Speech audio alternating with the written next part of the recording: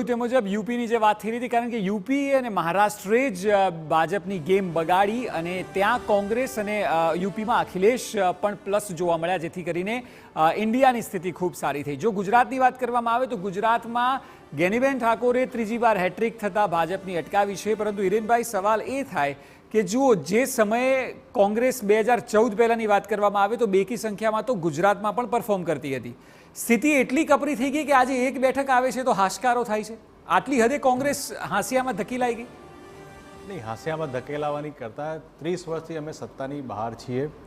અમે સંપૂર્ણપણે કોંગ્રેસનો કાર્યકર્તા, કોંગ્રેસના ચાહકો ગામે ગામ, શેરીએ શેરીએ હોવાના કારણે આજે કોંગ્રેસ જવાબદારીપૂર્વક તમામ પ્રાણ પ્રશ્નોની ઉઠાવતી આવી રહી છે. તમે જે પણ પ્રશ્નો ગુજરાતના રહ્યા, મોંઘવારી હોય, બેરોજગારી હોય, વારંવાર પેપર લીકની વાત હોય, પુલ તૂટવાની વાત હોય, તમામ જગ્યાએ કોંગ્રેસ પક્ષે એ સેવામાં ના યજ્ઞમાં આહુતિ આપતી રહ્યા છે. સીટો આવી ના આવી, કોંગ્રેસ વારંવાર કહેતો હોય કે 62 વર્ષના અમારા સંઘર્ષમાં અમે કદી સત્તાને કેન્દ્ર સ્થાને રાખી નથી. અમને સીટો મળી ન મળી પણ અમે લોકોની વચ્ચે ગયા છે અને એનું જ પરિણામ છે કે આજે એ મેન્ડેટ આવીને સામે ઊભો છે કે જેને જે કહેવાતો પ્રચલિત ચહેરો આજે એને સંપૂર્ણપણે નકારી કાઢ્યો છે. વારાણસી જેવી સીટ પર પણ એમને માંડ માંડ જીત્યા હોય એવો ઘાટ સર્જાયો છે. અને જે માસ્ટર સ્ટ્રોક કહેવાતી જે એમની કેએમબી એટલે કે કોથળામાંથી બલાડુવાળી જે આ પોલિસી હતી એ પોલિસી હવે બંધ ચોક્કસપણે થશે. કારણ કે કોઈ પણ મિનિસ્ટર હવે તમે કોથળામાંથી કાઢો બહાર અને એ મિનિસ્ટર બની જાય, એ ઘાટ હવે થશે નહીં. હું ચોક્કસપણે કહેવા માગું છું કે આ મેન્ડેટ સંપૂર્ણપણે જનાદેશ મોદી સરકારને ઘરે બેસાડવાનો છે.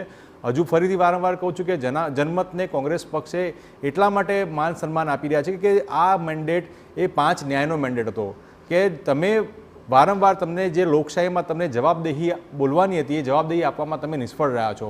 જ્યારે એથ્લીટ્સને તકલીફ પડી ત્યારે તમે મૌન રહ્યા, જ્યારે ખેડૂતોને તકલીફ પડી ત્યારે તમે મૌન રહ્યા, જ્યારે યુવાનોને તકલીફ પડી ત્યારે તમે મૌન રહ્યા. એટલે આ તમામ બાબતે જ્યારે તમે મૌન રહેતા હો ત્યારે આજે જે મૌન જે મતદારો હતા એ લોકોએ આજે રંગ બતાવ્યો છે અને પોતાની વાત રજૂ કરી છે. અને આ લોકશાહીની આ તિલસ્મા એ જ બતાવે છે કે અત્યારે હાલમાં એમને ગઠબંધન કરીને હવે એનડીએને જીવતું કરવું પડ્યું, જે અત્યાર સુધી મૃતપ્રાયમાં હતું એને જીવતું કરવું પડી રહ્યું છે. ઘનશ્યામભાઈ, કે જે વાત મારા સંવાદદાતા કિંજલે પણ કરી અને જે અગાઉ આપણે ચર્ચી, આપને લાગે છે વર્કિંગ પેટર્ન હવે બદલવી પડશે? કારણ કે જે હિરેનભાઈ તો પ્રહારના ભાગરૂપે ભાજપને કહે, પરંતુ અચાનક નવા નામ સરપ્રાઇઝમાં આવી જવા, કોઈ રાજ્યના મુખ્યમંત્રીઓ બનાવી દેવા, કોઈ મિનિસ્ટરો બદલાઈ દેવા, હવે એવું નહીં થાય. કારણ કે એ સરપ્રાઇઝવાળી વાત ગઈ, સ્પષ્ટ બહુમત નથી, એટલે વર્કિંગ પેટર્ન બદલવી પડશે. કોઈ પણ રાજકીય પાર્ટીએ સમયે સમયે મનોમંથન કરીને જ્યાં પણ કોઈ એની નાની મોટી ભૂલ હોય, ચૂક હોય, સુધારો કરવા જેવું હોય એ કરવું જોઈએ અને એમાં મનોમંથન પણ થશે અને કરશે. પણ તમારા અને ભાઈશ્રી હિરેનને કહું કે તમે સ્વીકાર્યું કે 30 વર્ષથી તમારી અહીંયા સરકાર નથી અને તમે કહો છો કે અમે સેવા કરી છે. સેવા કરી હોય તો ચોક્કસ લોકો તમને મત આપે, પણ આપણે ક્યાંય કોઈ જોડે લોકો જોડે ગયા જ નથી, કંઈ કર્યું જ નથી. અને ભારતીય જનતા પાર્ટીને ગુજરાતમાં 5 વિધાનસભાની સીટો ઉપર ભારતીય જનતા પાર્ટી લડ્યું, એમાં ભારે બહુમતીથી 5 ધારાસભ્યો ચૂંટાણા. એટલે ગુજરાતની જનતાએ પણ ભારે સમર્થન આપ્યું. એ જ રીતે 25 વર્ષથી જે ઓરિસ્સામાં એક સરકાર ચાલતી હતી, એ સરકારની બદલે આજે ભારતીય જનતા પાર્ટીની સરકાર ઓરિસ્સામાં બની, અરુણાચલ પ્રદેશમાં ત્રીજી વખત બની અને આંધ્રમાં અમારા ગઠબંધનથી સાથેથી સરકાર બની. એટલે આ દેશની જનતાએ ભારતીય જનતા પાર્ટીને અને એનડીએને સ્વીકારી છે. કોંગ્રેસ તો હજુ 10 વર્ષે પણ 2 આંકડામાં જ રમે છે, નર્વસ 90 ઉપર છે અને હજુ મને નથી લાગતું કે આવનારા વર્ષોમાં કે આવનારા દિવસોમાં એમની ક્યારેય સરકારો બની શકે જે સ્થિતિમાં છે. અનેક પક્ષો ભેગા થયા પછી પણ 234 જે આગળ નથી વધી શક્યા.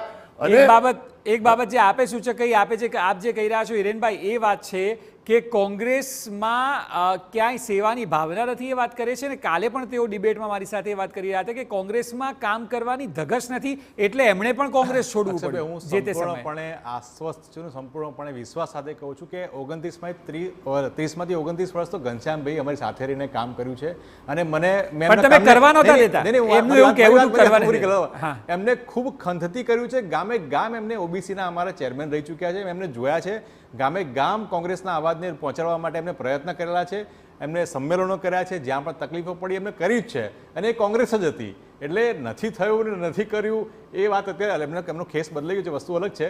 પણ હું ચોક્કસપણે માનું છું કે અત્યારે પણ કોંગ્રેસ સંપૂર્ણપણે જે આપણે જો ભૂતકાળમાં ગુજરાતીમાં અને હિન્દીમાં જે કહાની આવતી હતી સસલા અને કાચબાની, never underestimate the turtle, એ વાત લોકોએ સમજવી પડશે કે તમે ધીમી ગતિએ ચાલતા હોય તમે નબળા છો એ કહેવાની વાતથી દૂર આવી જવું જોઈએ. આ કોંગ્રેસ એ પાર્ટી છે જેને ફિનિક્સ તરીકે ઓળખવામાં આવે, ફિનિક્સ પક્ષી તરીકે ઓળખવામાં આવે છે કે એ રાખમાંથી પણ ઊભી થઈ જાય એમ છે.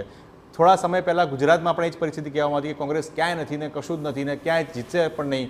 એ જ પ્રકારની વાત રાષ્ટ્રીય સેવલે કહેવામાં આવતી હતી કે હવે તો કોઈ વાત નહીં, હવે તો તપતો સુરત છે, અમર પાટો એક જ વ્યક્તિ પાસે છે અને અમર પાટો ક્યાંય પૂરો થવાનો નથી, હું જ છું ને હું જ કરી લેવાનું, આપણે એક જ કામ કરીએ, તમે બટન દબાવજો એટલે મોદી સાહેબને વોટ મળશે, ઉમેદવારને જોવાનો નહીં, 543 સીટો પર એક જ વ્યક્તિ ઊભો છે એવું જ ગણીને કરજો.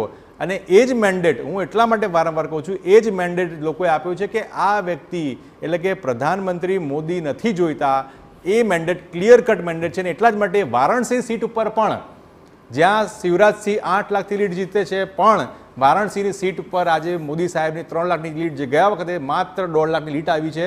બાજુમાં અયોધ્યાની સીટ પર ભાજપે ગુમાવી છે. અને ત્યાંની અયોધ્યાની વાત એટલા માટે મારે કરવી પડે કે આ લોકશાહીના તિલસ્મનું ખૂબ સારામાં સારું ચિત્ર જોવા મળ્યું છે કે જનરલ સીટ ઉપર પણ ત્યાં અવધેશ કુમાર કરીને અનુસૂચિત જાતિના વ્યક્તિને ઊભા રાખવામાં આવ્યા અને લોકોએ તેને ખૂબ જ સવર્ણ કાસ્ટ હોય કે તમામ 18 વર્ણ ભેગા થઈને એમને જંગી બહુમતી જીતાડ્યું છે.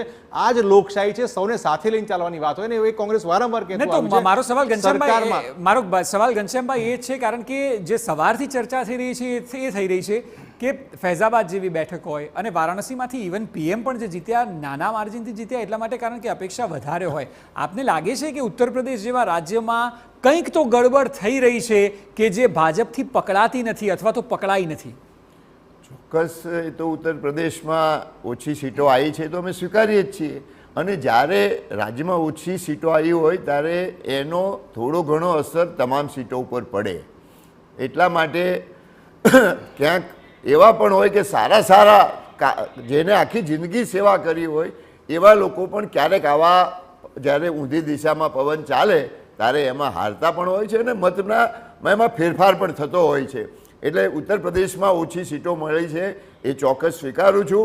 એનું મનોમંથન થશે, એના વિશે બેસીને અમે વિચારશું કે ક્યાં અમારી કમી રહી ગઈ, શેના માટે કમી રહી ગઈ. પણ ઓવરઓલ આ એનડીએની સરકાર બનવા જઈ રહી છે અને આવનારા દિવસોમાં વધારે અમારા કામોને આગળ વધારશે. જી 30 સેકન્ડ કે ઉત્તર પ્રદેશ એ સત્તાનો રસ્તો છે, રસ્તો જ અડધેથી બ્લોક થઈ ગયો છે. ચલો ઠીક છે, રસ્તો અડધેથી બ્લોક થી વધારે રાજ્યોમાં 0 બેઠક છે, 18 મંત્રીઓ હારેલા છે. આ તમામ બાબતો છે જે બંને પાર્ટી એકબીજા પર અત્યારે જનમત છે. બિલકુલ સ્ટુડિયોમાં પણ વાર પલટવાર થઈ રહ્યો છે, પરંતુ મહત્વનું એ છે કે હવે નવી સરકારને લઈને ચળવળ તેજ થઈ છે. 7મી 8મી તારીખ સુધી શપથ લેવાની પણ વાત છે, ત્યારે નવી ગઠબંધન સરકારમાં પડકાર અનેક હશે. જોવું રહ્યું કે આ પડકારને સરકાર કઈ રીતે પહોંચી વળે છે. આ બંને મહેમાનો સ્ટુડિયોમાં જોડાયા બદલ આપનો ખૂબ ખૂબ આભાર. તો અમારી વિશેષ રજૂઆતમાં હાલ બસ આટલું જ. નમસ્કાર.